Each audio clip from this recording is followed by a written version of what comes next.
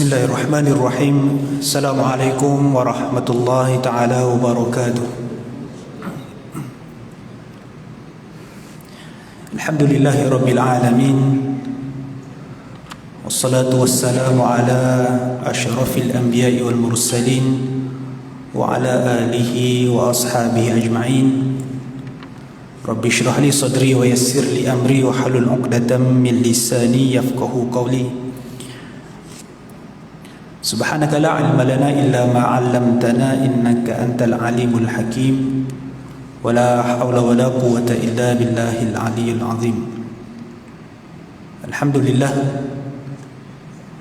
wa syukru lillah.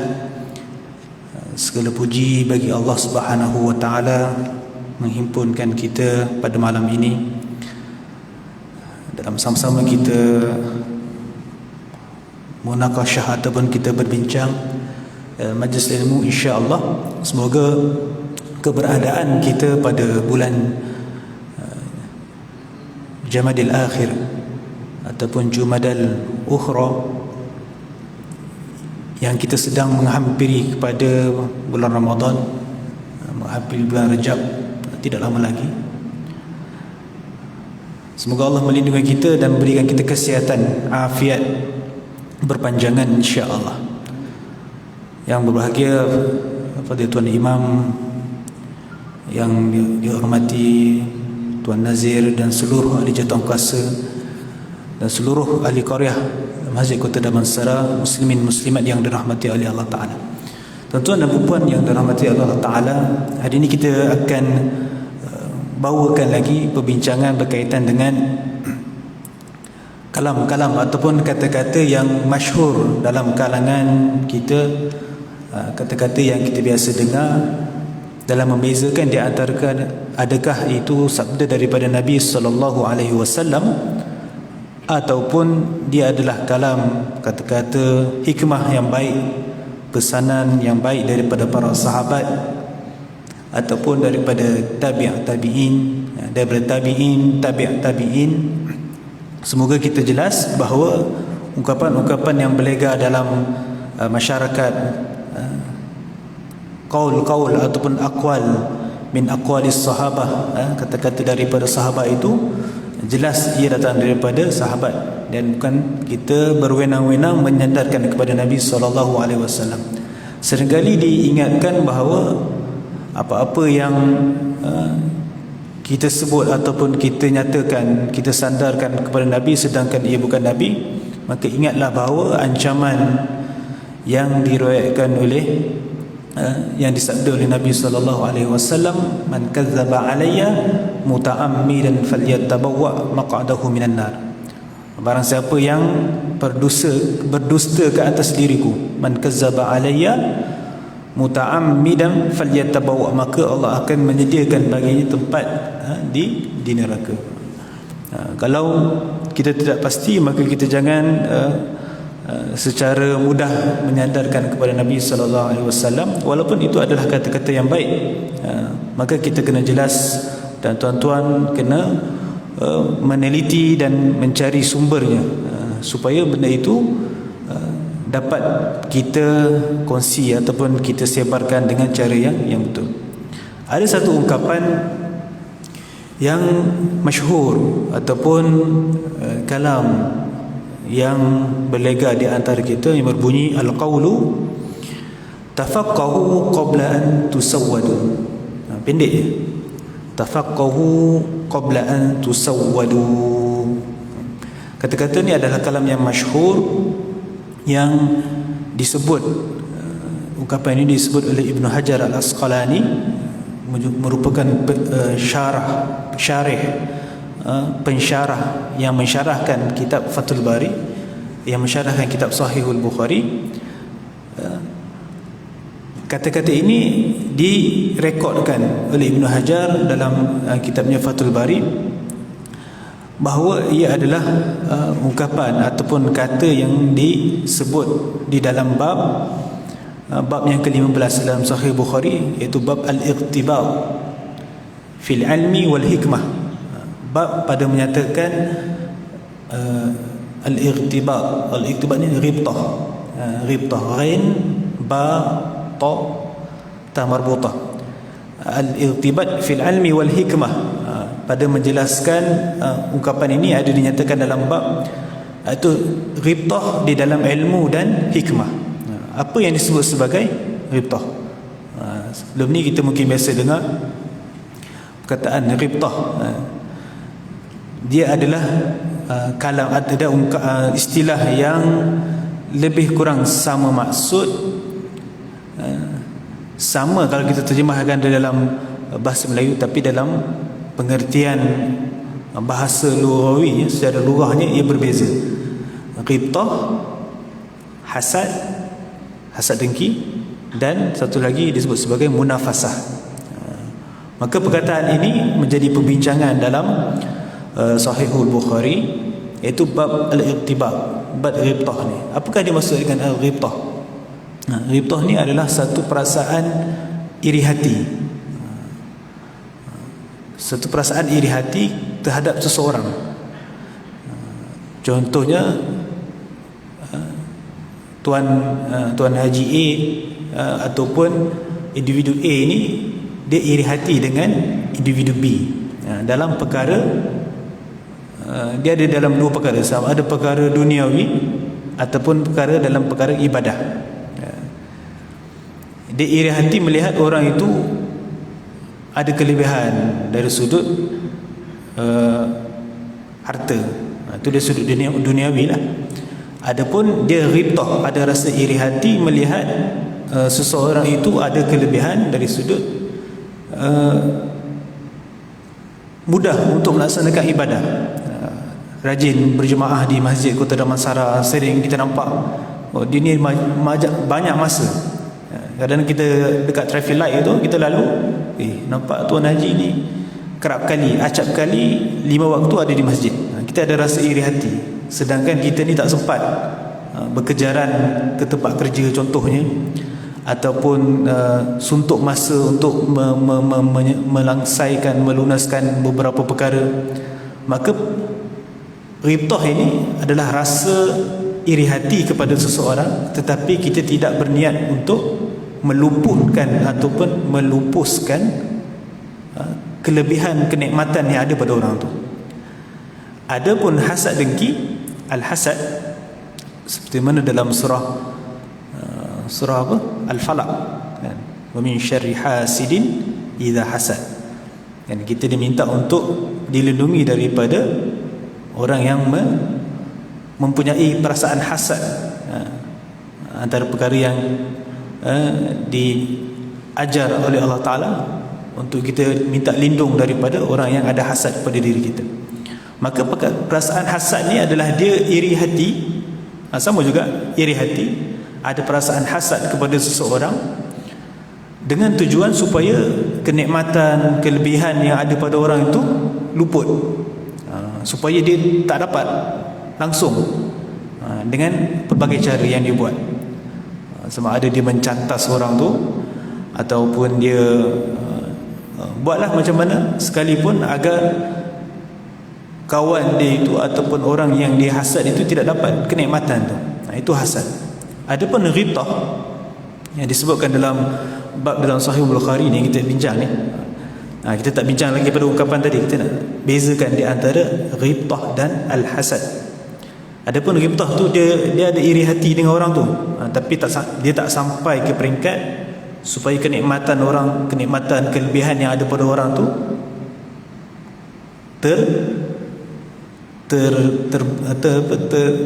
tercabut, ataupun orang tu tak dapat nikmat tu. Dia sekadar iri hati. Dan lagi kalau dalam bab duniawi ni harus ada perasaan ghibtah. Adapun dalam bab ibadat, dalam bab-bab perkara yang kepada kebaikan, maka dia adalah mustahab, iaitu membawa erti sunat untuk kita ada perasaan ghibtah. Contohnya kita melihat kawan kita sempat untuk menadah duduk di antara maghrib dan isyak ini mendengar perbincangan ataupun majlis ilmu di masjid dan di surau, tapi kita tak dapat, maka kita ada perasaan iri hati itu. Maka perasaan iri hati itu sunat, supaya kita terkejar-kejar ataupun termotivasi untuk mendapatkan kelebihan yang ada pada seseorang itu. Adapun satu lagi yang disebut sebagai al-munafasah. Al-munafasah apa dalam surah Al-Mutaffifin, khitamuhu misk wa fi zalika falyatanafasil mutanafisun. Dalam surah Al-Mutaffifin ayat ke-26, perkataan al-munafasah falyatanafasil mutanafisun itu dalam keadaan berlumba-lumba. Perasaan berlumba-lumba di antara satu sama lain, di antara individu A dan individu B dalam berkejaran dalam melakukan perkara-perkara kebaikan. Maka itu harus malah digalakkan dalam kita berlumba-lumba dalam melakukan perkara kebaikan. Maka beza antara perkara apa ni, istilah hasad, ghibtah dan al-munafasah di dalam kita melaksanakan ibadah kepada Allah Subhanahu wa taala. Tuan-tuan dan puan yang dirahmati oleh Allah Taala, berbalik pada ungkapan tadi, tafaqqahu qabla an tusawwadu. Apa maksud dia? Tafaqqah ataupun tafaqquh. Biasa kita dengar tafaqquh fid din. Perdalamilah ilmu agama. Perdalamilah, belajarlah mendalami secara dalam ilmu agama qabla, sebelum an tusawwadu, kamu diberikan amanah menjadi pemimpin, ataupun kamu dilantik menjadi ketua, ataupun kamu diberikan amanah untuk berada dalam barisan kepimpinan. Kalam ungkapan ini masyhur, disebut dalam kitab Al-Ajiluni, Kashful Khafa. Itu hadis-hadis yang masyhur yang berlega di lisan-lisan masyarakat.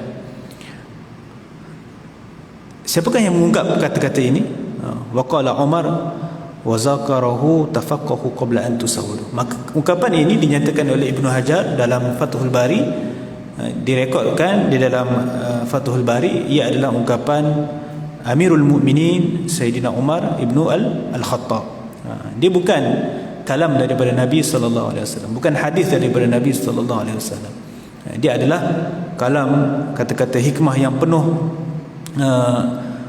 pesanan kepada kita pada hari ini, supaya kita mempelajari ilmu agama ni sebelum kita diberikan amanah kepimpinan, amanah untuk menjadi ketua, menjadi AJK Persatuan Penduduk, menjadi CEO kat syarikat, menjadi ketua jabatan, menjadi macam-macam lah, pengurusi surau, nazir masjid. Maka Sayyidina Umar telah menyatakan kepada kita supaya kita mendalami ilmu. Ia dibincangkan di dalam bab tadi, itu bab ghibtah di dalam ilmu dan hikmah. Sebab apa? Sebab ketika mana kita berada sebelum tuan-tuan, saya sendiri, kita berada pada alam dewasa ni, kita pernah berada pada zaman muda kita, zaman remaja kita, dan pesanan ini adalah terutamanya kepada anak-anak muda, kepada mereka yang mempunyai masa yang banyak, mempunyai ruang yang luas dalam tafaqquh, dalam menuntut ilmu, terutamanya dalam ilmu agama. Sebab waktu itulah kita berada pada masa yang begitu banyak, sehingga kan Imam Az-Zabidi memberikan maksud ataupun mensyarahkan perkataan tusawwadu tadi, ataupun at-tasawwud, kepimpinan ataupun menjadi pemimpin itu dalam kalam Sayyidina Umar ni. Imam Az-Zabidi kata juga mentafsirkan ataupun menjelaskan istilah itu sebagai tazawuj. At-tasawwud, menjadi pemimpin itu sebagai at-tazawuj, sebelum kamu berkahwin. Maksudnya ada dua tafsiran. Imam Az-Zabidi kata menuntutlah ilmu sebelum kamu diberikan amanah menjadi pemimpin, juga membawa maksud menuntutlah ilmu sebelum kamu bernikah, berkahwin. Itu dinyatakan oleh Imam Az-Zabidi. Dan Ibnu Hajar pun menyokong apa yang disebutkan oleh Imam Az-Zabidi tadi. Betul lah, Maksudnya kita ataupun tuan-tuan saya sendiri, sebelum kita bernikah dan selepas kita bernikah itu beza waktu yang kita ada dalam menguruskan waktu. Sebelum kita mendirikan rumah tangga, kita ada masa yang banyak, masa kita bujang, masa kita belajar. 24 jam tu kita buat macam-macam, boleh buat macam-macam. Tapi bila kita telah mendirikan rumah tangga, ditambah lagi kita mempunyai cahaya mata zuriat, waktu kita habis, masa untuk kita menuntut ilmu tu dah berkurangan, mengecil. Tambah-tambah lagi bila kita menjadi ketua ataupun pemimpin, dilantik menjadi orang penting dalam masyarakat, waktu kita tu kita bahagikan kepada mereka melebihi daripada waktu kita menuntut ilmu. Adapun kalau kita sekarang hari ni ada masa-masa di antara maghrib isyak, kalau hujung minggu, waktu subuh, waktu kita terhad, kita tak ada masa lagi untuk bertalaki, menuntut ilmu tu dengan guru itu dengan masa yang panjang. Adapun hari ini pun kalau kita belajar ataupun menuntut ilmu tu, untuk menghabiskan buku-buku, satu-satu buku itu hanya dengan daurah. Daurah maksudnya daurah yang pendek dalam masa 3-4 jam. Kita hanya mempunyai waktu-waktu yang singkat dalam menghabiskan himpunan-himpunan ilmu yang dikarang oleh para ulama. Kita tidak dapat menekuni, meneliti, mentadabbur secara baik. Maka apa yang disebut oleh Sayyidina Umar itu adalah satu benda yang jelas yang berlaku pada hari ini. Apabila kita dilantik menjadi pemimpin, maka sebelum itulah kita mempersiapkan diri kita dalam menuntut ilmu. Kerana apa? Sabda Nabi SAW pernah ditanya kepada Rasulullah SAW, "Ya Rasulullah, ayu syai'in akhwafu ala ummatika min ad-dajjal?" Qala al-a'immatul al-mudillin. Hadis riwayat Ahmad. Dalam hadis ini nak menjelaskan bahawa pada di ambang penghujung zaman ataupun akhir zaman ini, pernah sahabat bertanya kepada Nabi sallallahu alaihi wasallam, "Wahai Rasulullah, ayu syai'in, apakah perkara yang menyebabkan kamu risau ataupun kamu bimbang dan takut ke atas umat kamu selain daripada Dajjal?" Apa dia tuan-tuan? Maka kata Nabi sallallahu alaihi wasallam, qala al-a'immatu al-mudillin. Apa yang aku risau? Nabi jawab bahawa aku risaukan iaitu pemimpin yang menyesatkan. Al-a'immah iaitu kata jamak, kata banyak kepada al-imam, merujuk kepada pemimpin pada akhir zaman ini yang al-mudillin, yang menyesatkan. Kalam-kalam daripada pemimpin yang jahil, terutamanya jahil dalam ilmu agama, jahil dalam kata-katanya yang tidak berhikmah, yang tidak ada hikmah dalam berkata-kata. Apabila dilantik, apabila diangkat oleh masyarakat, apabila diundi oleh orang ramai, hanya melihat populariti, hanya melihat glamour, ataupun hanya melihat follower yang ramai, maka dia diangkat. Sedangkan kedangkalan ataupun kerendahan ilmu yang dia miliki itu ternyata jelas. Maka itulah menunjukkan bahawa apa yang dirisaukan oleh Nabi, apabila pemimpin yang menyesatkan itu diangkat di kalangan, ataupun di kalangan mereka itu ada orang-orang yang alim, yang faham, yang tahu tentang agama Islam secara baik dan jelas. Maka disitulah menjadi punca kepada kerosakan ataupun kebobrokan masyarakat di dalam satu-satu tempat. Wal-iyazubillah. Maka menuntut ilmu dan memiliki hikmah itu adalah satu benda yang didambakan oleh Nabi sallallahu alaihi wasallam. Sebab itu pentingnya kita melantik ataupun memilih pemimpin dalam kalangan pemimpin itu orang-orang yang berilmu dan mempunyai hikmah, bukan sekadar melihat kelayakan akademik semata-mata, bukan hanya melihat ke populariti, ataupun melihat pengikut, pengaruh.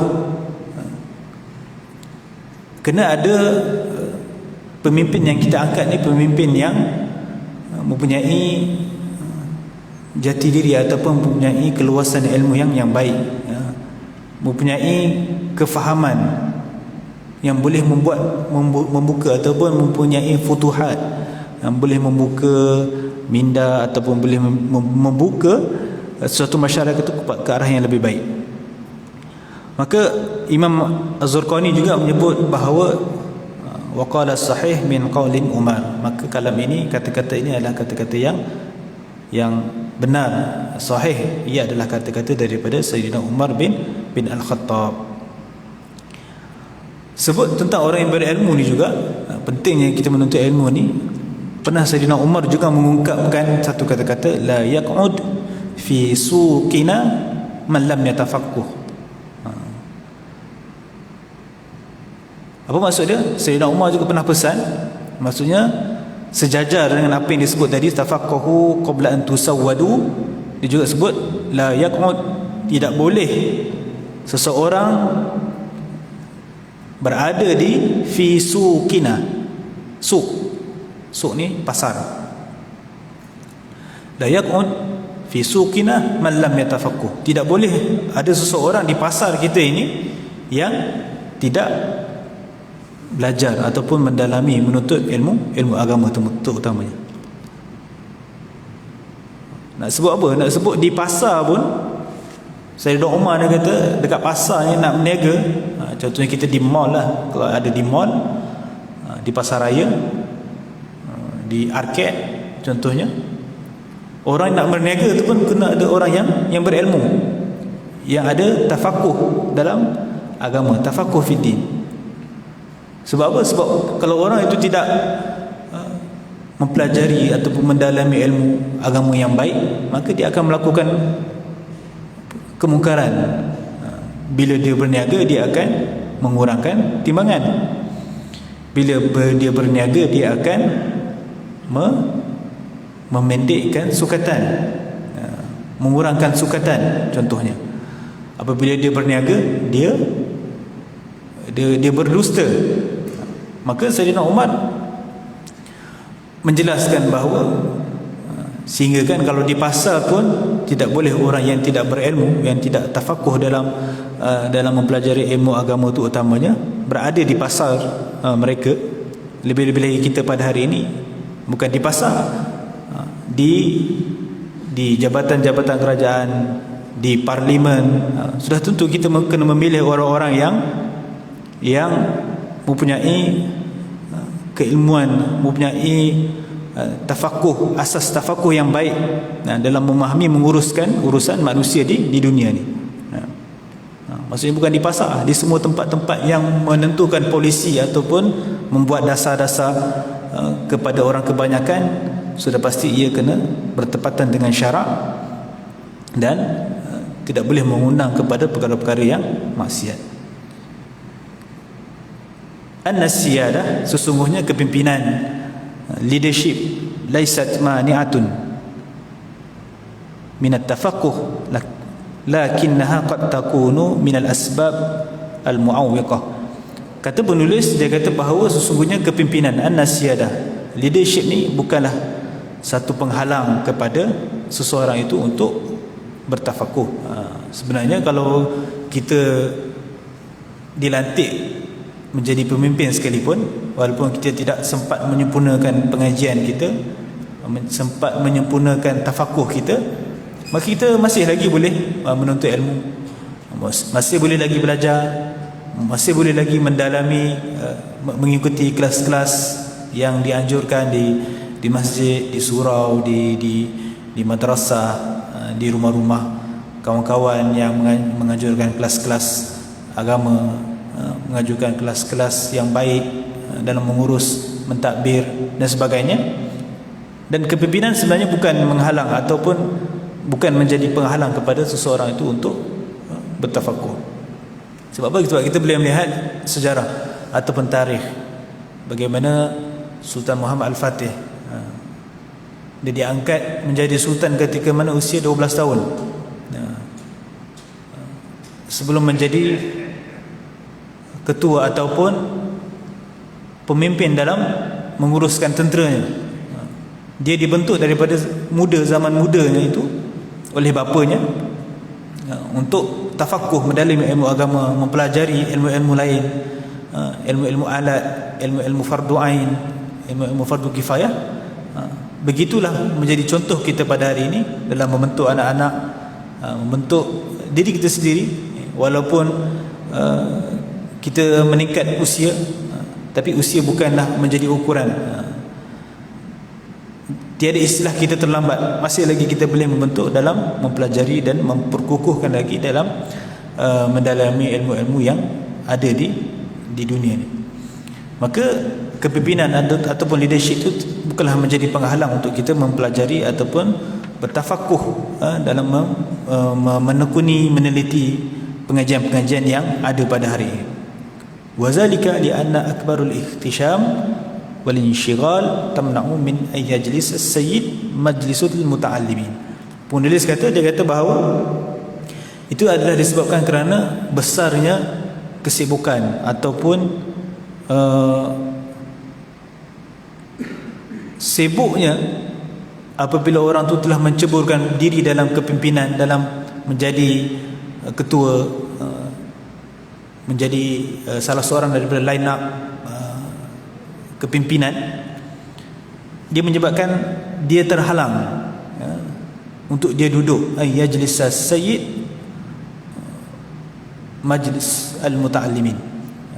Betul lah, maksudnya orang-orang menjadi pemimpin ni, bila dia dah menceburi ataupun dia dah masuk ke dalam satu kelompok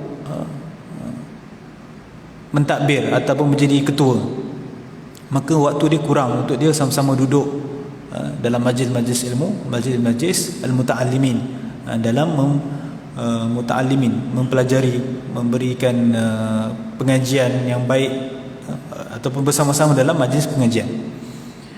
Apabila kita dah jadi ketua, sudah pasti kita membuat persiapan untuk kita membentangkan ataupun membuat plan. Kalau kita sebagai ketua jabatan ataupun kita sebagai CEO syarikat, sudah pasti kita sibuk untuk menyempurnakan orang bawahan kita, pekerja-pekerja staf kita dalam mengikuti plan perancangan yang ingin dijayakan. Maka masa-masa untuk dia duduk di dalam majlis-majlis ilmu itu terhad, dan tiada masa yang khusus. Kalau dia jadi seorang ahli parlimen, dia nak kena jawab soalan-soalan, setiap pertanyaan-pertanyaan orang, pertanyaan-pertanyaan YB contohlah. Kalau dia sebagai menteri, ahli parlimen, maka dia kena himpunkan soalan-soalan tu supaya kementeriannya, pegawai di bawahnya untuk jawab secara bertulis. Bila jawapan dah disediakan, dia nak kena baca pula, nak kena buat correction, betul tak betul jawapan ni sebelum dijawab di parlimen. Contoh, kalau contoh dia sebagai pengetua, guru besar di sekolah ataupun mudir di madrasah, maka dia kena memberi taklimat kepada guru-guru kanan, guru-guru di bawahnya, bagaimanakah silibus ataupun subjek-subjek yang ingin diajarkan pada sesi yang baru, bagaimana nak membentuk pelajar-pelajar yang ingin dihasilkan daripada sekolahnya. Maka semua itu ia melibatkan kepada kepimpinan ataupun orang-orang yang terlibat dalam sebagai pentadbir, pengurus, pengurusi dan sebagainya. Wa huwa da'watun ila ta'allumul fiqh fi sighar. Maka seruan penulis, saranan daripada penulis adalah supaya kita mengingatkan, mungkin kalau kita ni sebagai seorang ayah hari ini, sebagai seorang datuk yang dah ada cucu, sebagai seorang yang senior, yang tua dalam keluarga, maka kita kena ingatkan kepada yang muda, anak kecil, anak-anak dan semua di bawah kita, supaya mendalami ilmu, terutama ilmu fiqh ni ketika kecil. Fi sighar, an ta'lamul fiqhi fi sighar. Belajarlah fiqh ni, belajar Al-Quran, mengaji Al-Quran ni di waktu kecil. Kerana masa itu masa waktu yang komitmen ataupun sumbangan tenaga, sumbangan masa kita banyak untuk kita berikan kepada menuntut ilmu. Apabila kita dah berkahwin, apabila kita dah menjadi seorang pemimpin, maka sudah pasti kita banyak komitmen ataupun perkara-perkara yang kita perlu uruskan. Li'anna al-insan idza kabbara insyaghala bihayatihi wa mas'uliyatihi wa auladihi. Kerana sesungguhnya manusia itu, li'anna al-insan, apabila dia sudah dewasa, insyaghala ni daripada perkataan syagal ni sibuk ataupun ada kerja, bihayatihi dengan kehidupannya, wa mas'uliyatihi dengan tanggungjawabnya. Kalau dia seorang ketua keluarga, sudah pasti tanggungjawabnya dia ada isteri, ada anak-anak yang dia kena uruskan, yang dia kena hantar ke sekolah, contoh bagi belanja ke anak makan, hantar isteri bekerja, memberi nafkah kepada isteri di rumah untuk menguruskan anak-anak, wa auladihi, dan sudah pasti bila seorang tu dewasa, kalau dia berkahwin, dia ada anak-anak yang perlu dia uruskan. Waqad tamna'ul al-unfah al-insan fi kibarihi min at-ta'allum. Dan semua perkara-perkara itu yang disebutkan tadi, kehidupan, mas'uliyat, orang-orang yang berada di bawah tanggungjawabnya, wa aulad, dan juga anak-anak itu, semua itu menjadi penghalang kepada manusia apabila dia sudah dewasa dan meningkat dewasa, untuk dia mendalami ataupun mempelajari ilmu, terutamanya ilmu agama. Mungkin pada hari ini, kalau yang diberikan kelapangan umur ataupun keberkatan usia yang panjang, diberikan waktu yang panjang, mungkin pencen umur 60 contoh, dia ada masa, dah tidak bekerja, dia boleh hadir ke masjid 5 waktu dan boleh bertafakur ataupun bertadabbur, duduk di antara maghrib isyak ni, ada masa yang berkelapangan ini, boleh sama-sama dengan guru ataupun para asatizah. Mungkin hari ini contohnya saya kongsikan satu ungkapan, satu hadis. Maka kalau dia dapat melazimi ataupun beristiqamah, hadir, maka insya-Allah dia akan dapat futuhat, dapat ilmu yang baik dan dapat diamalkan pada kehidupan seharian. Maka sabda Nabi sallallahu alaihi wasallam dalam menjelaskan ataupun mengukuhkan, maka penulis membawa sabda ataupun hadis daripada Nabi yang menceritakan tentang zaman muda ataupun zaman kelapangan usia, kelapangan waktu dalam menuntut ilmu. An Jundub bin Abdullah qala kunna ma'an nabiy sallallahu alaihi wasallam wa nahnu fityanun hazawiratun fata'allamna al-iman qabla an nata'allama al-Qur'an thumma ta'allamna al-Qur'an fazdadna bihi imana. Hadis ini diriwayatkan oleh Ibnu Majah. Dalam hadis ini daripada Jundub bin Abdullah, ini nak menceritakan tadi apa yang disebut oleh Sayyidina Umar tadi.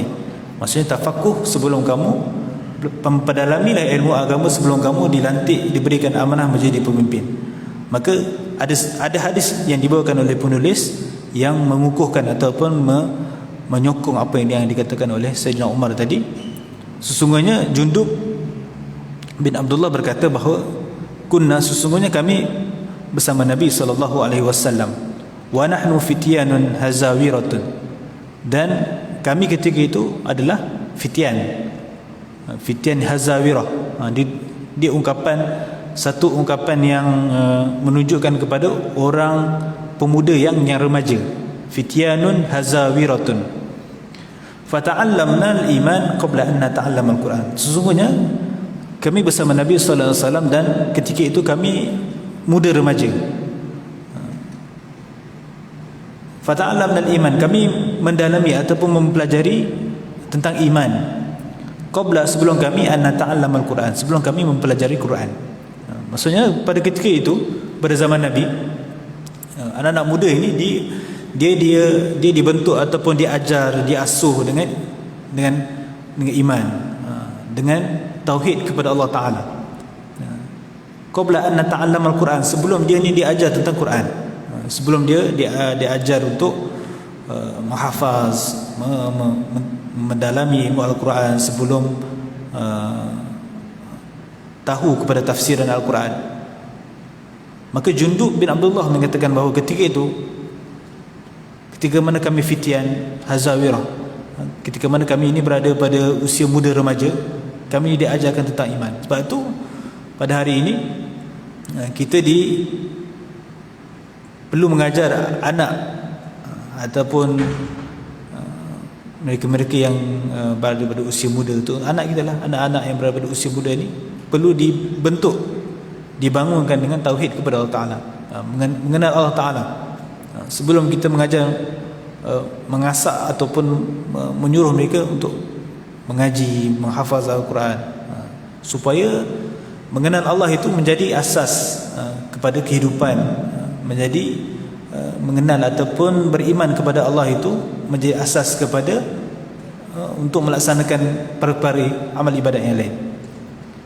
Summa ta'allamna al-Quran fazdadna bihi iman. Sedangkan kalian pada hari ini, Jundub ni dia nyatakan, sedangkan kalian pada hari ini belajar Quran sebelum belajar iman. Terbalik. Fa innakum al-yawm ta'lamuna al-Quran qabla al-iman. Dalam Mu'jam Al-Kabir menyatakan bahawa pada hari ini orang akhir zaman dia membelajar Al-Quran dahulu, kemudian barulah mempelajari tauhid, mempelajari iman kepada Allah Ta'ala. Maksudnya kita mempercayai iman kepada Allah Ta'ala itu, kita percaya tentang rezeki yang turun kepada kita pada hari ini. Kita mempercayai bahawa setiap perbuatan kita ini akan ditulis ataupun akan dihitung, akan dicatatkan oleh para malaikat. Kita beriman, kita menguruskan kehidupan hari ini, kita percaya bahawa kepada dosa dan pahala. Kita beriman kepada Allah Ta'ala pada hari ini, adanya qada dan qadar, adanya balasan syurga neraka, maka itu menjadi pasak sebelum kita mendalami ataupun belajar tentang Al-Quran. Itu yang disebut oleh Jundub bin Abdullah. Dan adapun perkataan hazawirah, disebut oleh Ibnu Majah, dia katakan al-hazawirah itu adalah huwal ghulam iza ishtadda wa qawiyun wa qaribul balagh. Sebab Nabi sebut satu istilah yang dua perkataan tapi dia satu maksud, fityanun hazawiratun. Sebab tu kalau tengok ada setengah kelab pemuda dia guna nama kelab fityan hazawirah. Apa dia fityan hazawirah ni? Rupanya ambil daripada hadis Nabi, fityan hazawirah, iaitu orang muda ketika mana dia itu mempunyai qawiyun, ada kekuatan. Orang muda, kalau muda tapi kalau dia dah umur 30 tu dia dah tak muda lah, itu dah belia, mungkin dah kudrat dah kurang. Ini maksudnya muda remaja, mungkin 18 sampai ke 25 tu yang masih kuat itu, dan itu yang ditekankan oleh Nabi untuk mendalami ataupun mempelajari tentang iman sebelum mendalami tentang ilmu Al-Quran. Tuan-tuan dan puan yang dirahmati Allah Ta'ala, maka jelas pada hari ini ungkapan yang kita bincangkan pada hari ini adalah apa yang disebutkan oleh Sayyidina Umar Amirul Mukminin menjadi sandaran ataupun menjadi ukuran, terutamanya kita yang, kalau bukan kita ni yang menjadi pemimpin, Maka kalau kita ni nak memilih pemimpin, sudah pasti kita memilih pemimpin yang ada asas kepada tafakuh agama, asas kepada agama yang baik, asas kepada memahami syariat Allah Ta'ala ini secara jelas. Bukannya memilih dalam kalangan pemimpin itu sekadar tangkap muat, ataupun memilih sekadar ikut-ikutan, ataupun memilih sekadar mendengar daripada orang. Tidak, tapi di atas penilaian kita yang baik, di atas penglihatan kepada individu ataupun kepada orang-orang yang kita kenal dalam masyarakat ataupun dalam kalangan kita, supaya setiap benda-benda yang dia tentukan itu kerana berbalik kepada kita juga, supaya kita tidak terjebak sama-sama berada dalam kemaksiatan dan kemungkaran kepada Allah Subhanahu wa taala. Sebut tentang tadi kataan ghibtah, hasad dan munafasah tadi. Kalau hasad tadi, Nabi sallallahu alaihi wasallam pernah menyatakan bahawa iyyakum wal hasad fa innal hasada ya'kulul hasanat kama ta'kulun nar al khatab. Dan tadi kita membincangkan tentang perkataan ghibtah. Ghibtah tadi iri hati dengan orang. Iri hati ni boleh jadi harus, boleh jadi sunat dalam dua keadaan. Sunat tu bila kita iri hati apabila seseorang itu ada kelebihan, ada ruang, ada waktu untuk melaksanakan ibadah. Maka, kalau kita iri hati, maka dia mustahab, sunat. Adapun hasad tadi, kita iri hati kepada seseorang supaya penikmat yang dia dapat tu luput ataupun lupus ataupun tercabut daripada individu tadi. Dan ingat bahawa sesungguhnya fa innal hasada, Nabi kata fa innal hasada ya'kulul hasanat, sesungguhnya perasaan hasad itu memakan setiap perkara-perkara yang baik yang kita lakukan. Itu kena ingat bahawa sifat hasad itu, walaupun kita buat sekali, ada perasaan hasad kepada seorang, kita buat satu benda yang jahat, benda hasad ni jahat lah, maksudnya orang tu dapat nikmat, kita usaha untuk cabutkan nikmat tu daripada orang tu dengan pelbagai cara. Dia akan memakan ya'kulul hasanat, memakan setiap perkara-perkara yang kebaikan yang kita lakukan. Kalau selama ni 10 tahun kita melakukan membuat infak sedekah kepada masjid Kota Damansara contohnya, tiba-tiba kita hasad kepada salah seorang jemaah yang ada sini contoh, ataupun kita hasad kepada keluarga kita contoh, kita ada hasad kepada orang lain contohnya, maka semua itu akan memakan setiap perkara-perkara kebaikan yang kita lakukan. Seperti apa Nabi kata?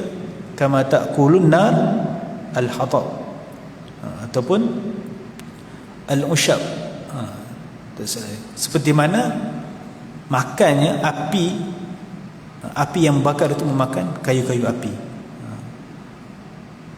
Dalam riwayat lain, seperti mana dia membakar semak ataupun lalang-lalang yang kering terbakar.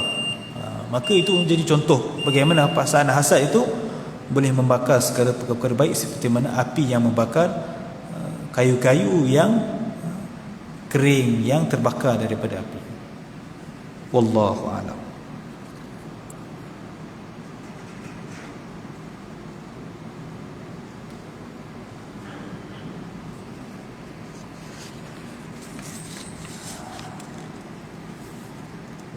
Sallallahu ala sayyidina Muhammad wa ala alihi washabihi baraka wasallam. Wa aqulu qawli hadza wa astaghfirullah al-azim li wa lakum. Wassalamu alaikum warahmatullahi taala wabarakatuh.